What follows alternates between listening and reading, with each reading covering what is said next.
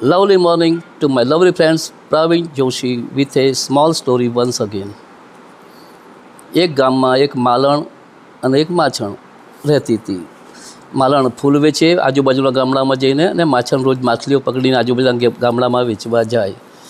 એકવાર બંને બહેનપણીઓ ધીમે ધીમે દૂરના ગામમાંથી માછલી અને ફૂલ વેચીને આવતી હતી.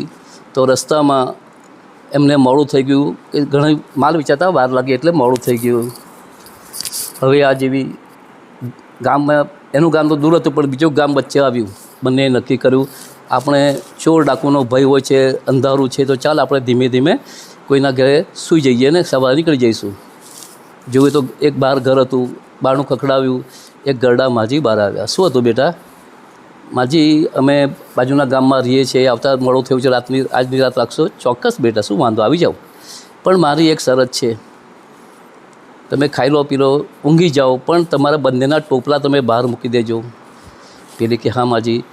બધા પોતપોતાના ટોપલા બહાર મૂકી ખાઈ પીને ઊંઘવા પડ્યા. બંને માલણ અને માછણ પાછા ફેરવે પણ એક બેને પણ ઊંઘ આવી નહીં.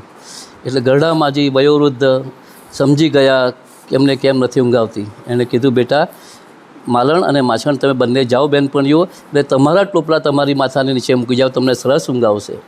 અને ખરેખર એવું થયું.